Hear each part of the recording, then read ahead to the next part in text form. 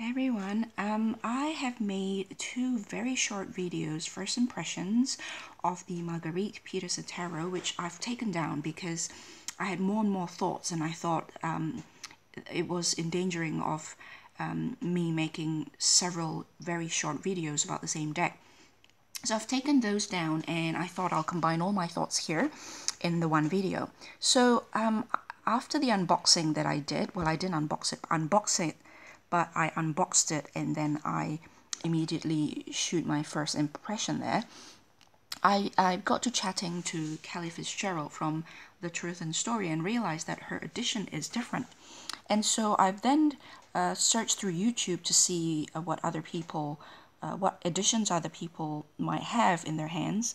And I found a few others on YouTube. So far, there's only 4 in total, I think, who discuss this deck on YouTube. So there's Kelly from The Truth and Story, Lyndon Hats, where I first saw this deck actually is on her channel, and then L. Jacobs and Tarot by Anya, who showed us how the deck looks trimmed. Because she found it too large to shuffle. So I'll link all those videos below. I actually first saw the images of this deck on Bart's Instagram, I believe, if I'm not mistaken. His channel is Where Elders Whispers, and his Instagram name is the same. And I don't know which edition he has, but I will have to check. But everyone else's have the same edition as mine, which is this one here. It has borders at the back, and it comes in a tuck box like this. And it is by AGM-Urania. I think that's how you pronounce that. Let me see if I can focus. Okay, I can't. And it says made in Belgium there. And while Kelly Fitzgerald's box is like an oracle box, it goes up and down. It has a lid like that comes up and down. And it looks pretty hard cardboard that hers was made of. It's basically like your typical Blue Angel oracle box, and hers doesn't have borders at the back. And so, and her book as well, while this is put together with like a stapler, like this booklet style, her little book looks, the binding of her book or her handbook looks very much like the binding of large books, with the sort of glued, almost square edge like that, where the spine is square and it looks like it's glued together. And it looks thicker as well.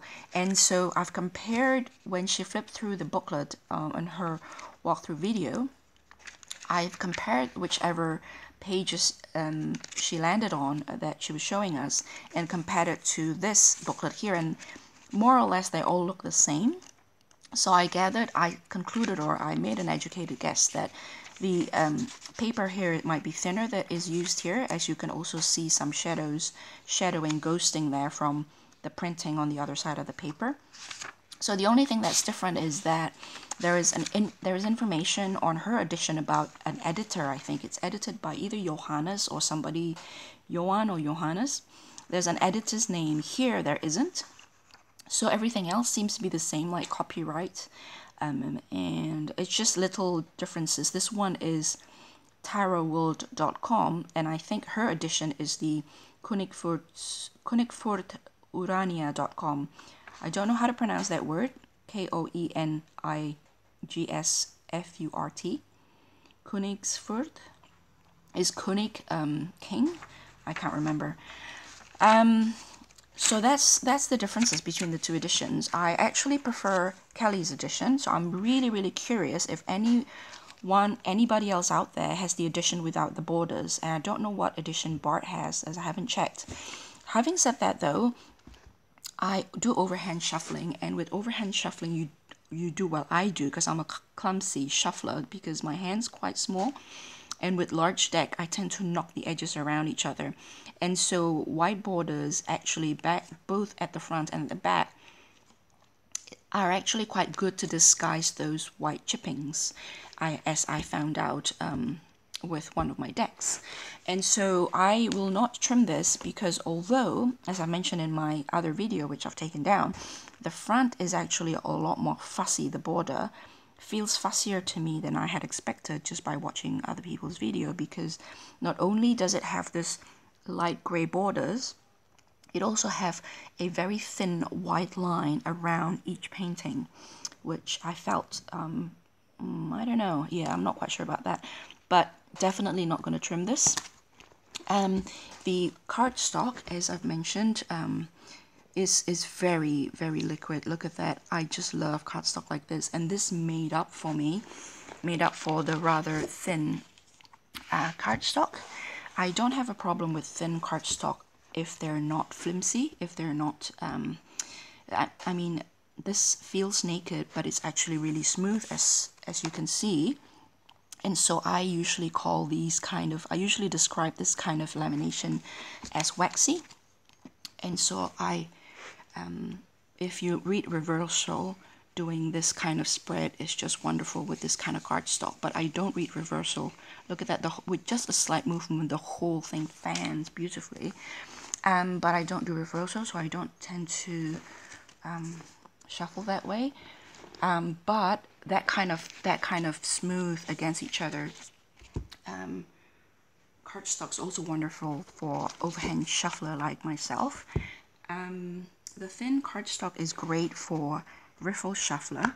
So, and I know most people would riffle shuffle on the long side, but because of the size of this deck, if you do not want to trim it, what you can do, and I have pretty small hands and short fingers, is riffle shuffle them sideways like that. I know it's a bit awkward, it's perhaps counterintuitive, but it works. And when I riffle shuffle, I riffle shuffle it that end as well, the short end, by holding the short end of it, because otherwise I just can't do it. I have no choice but to do it this way. And if you feel, or if you're afraid of the deck being too large and you don't want to trim it necessarily, you can do this. This is absolutely doable. I am not only do I have small hands, I am a clumsy shuffler, so if I can do it, you can do it. And so that's that really, and I am so looking forward to working with this deck. I am actually going to pull each card equivalent of the cards that I pulled for my year theme of study and contemplation, and see what this deck has to say about each of the cards that I pulled for the year 2016. I might share that with you. Okay, bye!